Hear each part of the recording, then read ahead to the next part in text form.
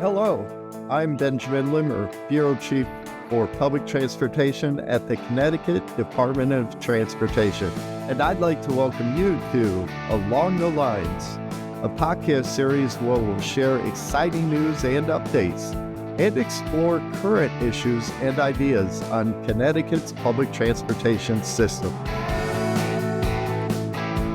The annual Veterans Stand Down event in Connecticut will be held on Friday, September 20th. This annual event is vital in the Connecticut Department of Veterans Affairs' commitment to serve veterans, National Guard and Reserve, as well as their immediate families by providing a one-stop access to a whole range of programs and services offered by both state and federal agencies, veterans organizations, as well as community-based nonprofits at 6 regional sites across the state. The Connecticut Department of Transportation has been a very proud partner for many years, and we are very happy to once again support this important event. So today we are honored to welcome as our guests Brigadier General Ron Welch, retired, Commissioner of the Connecticut Department of Veterans Affairs, as well as Blake Roberts, Transportation Planner at the DOT. Here we're going to talk about this event that is very important to the many veterans of the state as well as their families. Welcome to the program. Thank you, Ben. Thank you so much. Happy to be here. Okay, guys, before we start talking about today's topic, I am incredibly honored to be joined by 2 veterans on this episode, and I would like to just start by thanking you both for your service. If you don't mind sharing, can you talk a little bit about your service to this country? Sure. Once again, Ben, thank you so much for having us on. And the partnership with Department of Transportation is critical, as well as other state agencies, for us to be able to pull this off and support our veterans. And it's a really important stand down. So I enlisted while I was actually in high school in East Lyme, Connecticut. I was a really competitive athlete, not so much a scholar, football, wrestling, crew at the local, state, and national level. And I really had the intent after high school graduating of becoming a U.S. Army Airborne Ranger. I didn't know what was involved with that exactly, but there were a lot of things I had to go through to get to the end point of serving in one of the units. So I ended up in the military for just under 40 years total in both peacetime and war. I was blessed to be around a lot of really good people to kind of push and pull me along. So from private and retiring as a general officer. Really lucky to have an opportunity to go to a whole bunch of schools, about 37 schools from the tactical to the strategic level, a master's from the Army War College and one from Eastern. I held 28 staff and command positions, command from platoon leader, infantry platoon leader, to major command, which is a colonel level command. I volunteered in 2005 to go to Afghanistan and serve out in the highly contested eastern portion as a senior advisor to the Afghan National Army, and trained, mentored, and did combat operations with them and coalition forces.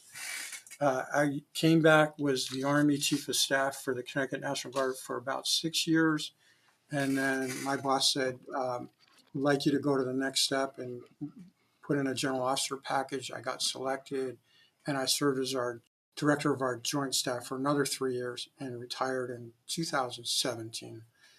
And then, like many, transitioning from that, being in boots and a uniform for almost 40 years, to the civilian, I call it the real world, can have a lot of challenges. So I thrashed around for a little under a year, and I was fortunate to be hired by Easter Seals Capital Region, Eastern Connecticut, at a program called Veterans Rally Point.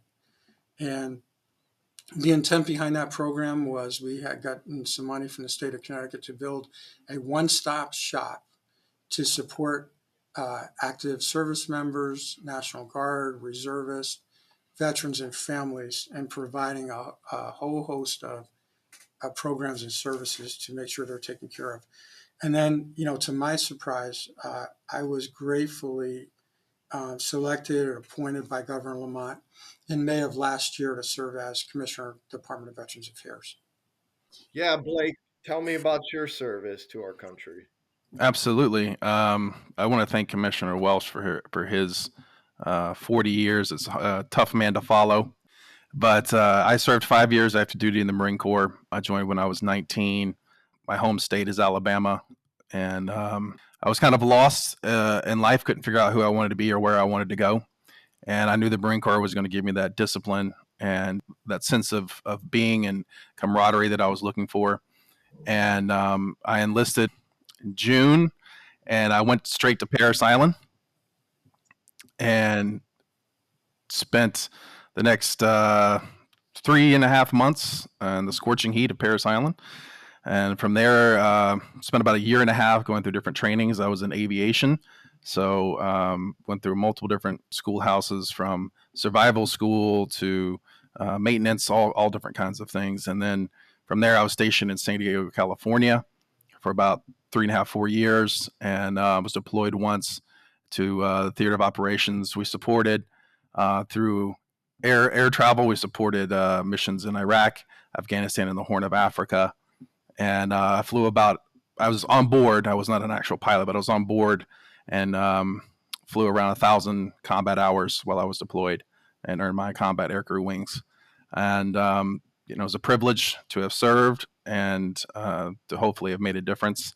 And just happy to be here and happy to be working with Commissioner Welch in the Department of Veterans Affairs. Thank you for sharing. Commissioner Welch, can you talk a little bit about what issues our veterans, active service members, and their families face? Absolutely. I'm talking about these issues that I've seen really over now 46, 47 years. Legal issues. Sometimes our service members and veterans get jammed up legally. Substance, both legal and illegal substance abuse. It could be alcohol.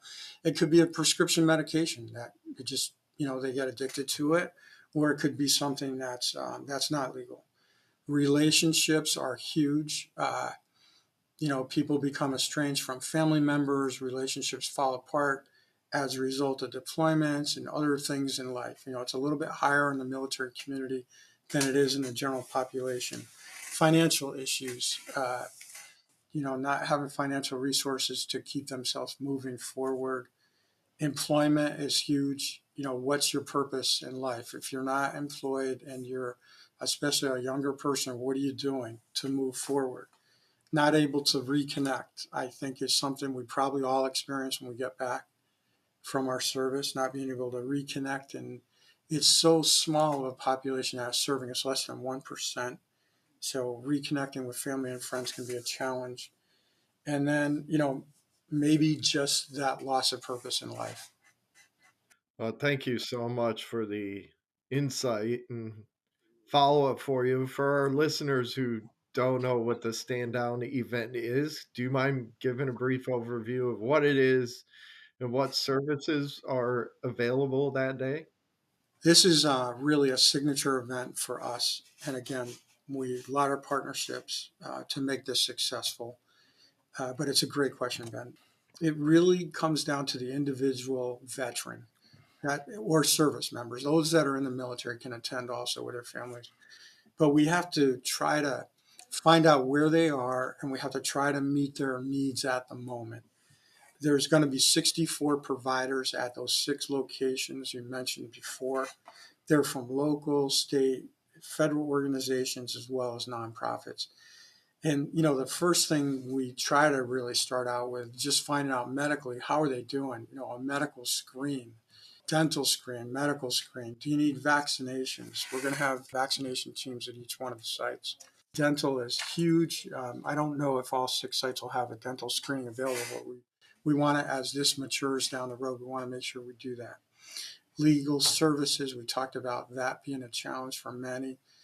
Department of Labor, employment to help us. Department of Motor Vehicles is going to provide free licenses and IDs. Vendor is going to come in. Ocean State Job Lot will have winter coats for everybody.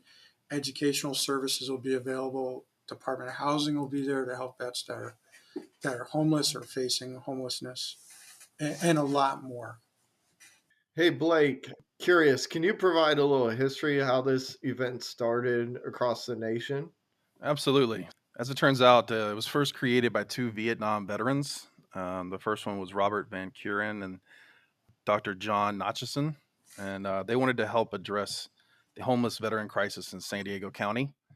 Even today, the homeless crisis in San Diego is truly unbelievable. First event was actually held in 1988, and by 1995, they had created a step-by-step manual for others across the nation to replicate. As of today, there are now hundreds of events across the country each year serving thousands of veterans and their families. So it's a truly worthwhile event that reaches the veteran population in a way that really nothing else can. So we're really, really happy to be a part of this. Yeah, certainly San Diego does have a concentration of veterans as well as several other regions throughout the country. Hey, Commissioner, back to you.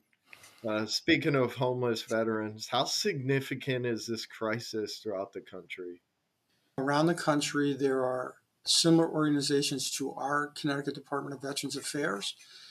There are veteran community out-based clinics around the country. There are federal VA hospitals. There are vet centers.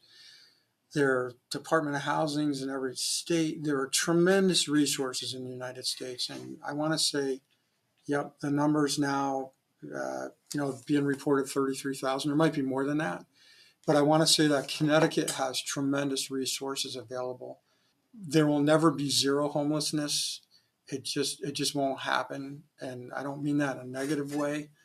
The things I found from my last employment at Veterans Rally Point, we had a grant with Department of Labor. It was called the Homeless Veteran Reintegration Program, and to get a feel for how that was going to work for my team, what that was going to all be about is I said to one of our team members, Lori Marriott, I said, we have to get out there on the ground and find out what's going on. So we went under the bridges, we went behind the Walmarts, and we went into some areas where we felt there would be homeless veterans. And local law and state police, they know where they are. And when you see that veteran that's homeless, eye to eye, and they're struggling, and maybe they haven't had any a hot meal in a while, they've lost hope. Somebody has let them down. Their family, their friends, they didn't get the benefits they thought they were going to get from either a nonprofit or a VA, whatever the case might be. But the biggest thing we found also is that they have to be ready to come in. Right? We can have everything on our campus right now. We have space available. We have dorms for 150 to 170 veterans. Our census normally is about 125 with family housing across the street. So we have space here. It's a safe environment, clean environment, 3 meals a day. There's plenty of programs and services available. But how do you convince that person that feels like people have given up on them? How do you pull them in? That's our challenge. Hey, thank you for that. So we've talked about these 6 locations. So where can veterans and their families go specifically for stand-down events throughout the state on September 20th? So before COVID hit, everything was here on campus in Rocky Hill. And when COVID hit, the commissioner at the time, Tom Sadi, did the right thing and he pushed it out to some remote locations. And the previous job I had was one of the sites up in Norwich at Veterans Rally Point. So we were really happy about that. We have 5 sites. Previously, we expanded because we felt there was a large population down in Stamford. So the first one I want to talk about briefly is Bridgeport. University of Bridgeport has a great recreation facility called the Wheeler Recreation Center at 400 University Avenue. So that'll be one of our locations. Another is Bristol at St. Gregory CCD. That's on Center. That's 1043 Stafford Avenue in Bristol. Out in Danbury, they do a great job in Danbury each year, and that's going to be at the War Memorial on One Memorial Drive, and up in Norwich, Easter Seals Veterans Rally Point, 24 Stott Avenue, Rocky Hill, right here on our main campus. We're going to move it out of the parking lot. We're going to have it up in the quad, like we did previously. And our address here is 287 West Street. And in Stamford, that's the sixth site that we've added. That'll be at University of Connecticut's campus at One University Place. It's fantastic. Thank you for the details as well as the background. Back to you, Blake. I was hoping you could let our listeners know how the Department of Transportation is partnering in this worthwhile event. Absolutely, I'd love to. First, I just want to say what an absolute privilege it is to be partnering with the VA and other local agencies and organizations who've all come together to make this possible. The CTDOT's role in this event is to coordinate transportation with different transit agencies from across the state, and we provide free shuttle service from designated pickup locations.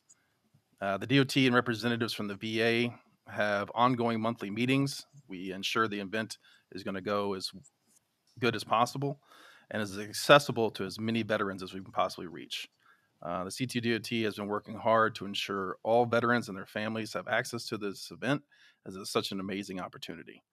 CTDOT team is coordinating with transit agencies to provide transit-related information such as bus schedules and the latest transit initiatives. Tables will be set up at different locations throughout the event. I myself will be at the Bristol location the day of the event, and we hope to share more transit information with veterans and their families. It's our primary goal that all veterans and their families have safe and reliable transportation the day of the event, and that we can be as accommodating as possible to all their needs. So, Blake, speaking of transportation, of course, can you provide details on where folks can catch a ride to the stand down regional centers? Yeah, absolutely. Currently, we're working with the Departments of Veterans Affairs to finalize our pickup and drop off locations. Since we added the Stanford location, we have a few more kinks that we need to work out, but we're nearly there. It should be ready by early August. There's a phone number that you can reach out to. It's with the Department of Veterans Affairs. The number is 860-616-3772. Or you can email standdown@ct.gov. If you're interested, you can also go to the website or scan the QR codes on the posters and flyers that will be distributed on city and rural buses and throughout the state.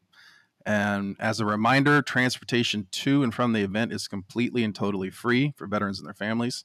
And the buses are ADA accessible. So we want every single veteran who wants to come to be able to make it, and we will accommodate anything that we possibly can to make that happen. Now, Commissioner, on to you. We've covered a lot of details about the stand down. Any critical details that we may have overlooked? Sure. And once again, I want to thank Blake for his exceptional 5 years of service in the United States Marine Corps as a combat veteran. I want to thank all of you for hosting us today. That partnership with the Department of Transportation is critical for us to be able to make this all happen. I did not mention, but there are going to be meals provided at each one of the 6 locations. And I kind of want to close out with, recently we lost a true American hero that had resided in Connecticut for a time in his life, and that's Captain Paul Buca, Congressional Medal of Honor winner. He trained, mentored, and took a small unit of 89 service members, Army members, into an extremely hostile area in Vietnam, believed to be about 1,500 enemy soldiers in that area. And his unit did remarkable work. He had some service members were wounded. He was wounded himself. He made sure everybody got out. He made sure that that mission was extremely successful, eliminating a lot of the threat. Received the Congressional Medal of Honor from President Nixon. But what's so important is this stand down reflects what Paul Buca was all about: taking care of service members and veterans and families, making sure that they had the connections they needed, employment, medical care, food, shelter, all the basic necessities, and they were getting the counseling and therapy that they needed so they could live the best lives they could possibly live. So our thoughts and prayers go out to his wife, Cynthia, his family, his extended family, and global friends that he had all over the world. So very honored to sit with you all today. Like to thank you once again, our guest, Commissioner Ron Welch and Blake Roberts, for engaging me in such an insightful conversation. And once again, thank you so very much for your service to our country. Unfortunately, many of our brave men and women have suffered years of chronic or recurring readjustment issues since ending their service. In addition, many families of our active military and veterans similarly struggle. The Veteran Stand Down is vital as it does bring together various agencies and service providers to provide a whole comprehensive set of help at one location. It also provides a safe environment in which they can connect with people who've shared experiences, but also more importantly, bring some hope that they can rebuild their lives.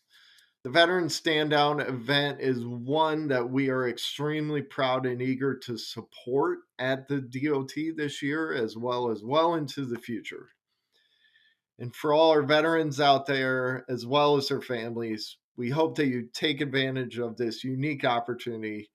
And once again, I thank you. The DOT thanks you for your service and your sacrifice to keep us all safe. I'm Ben Limmer. Join us next time for another episode of Along the Lines.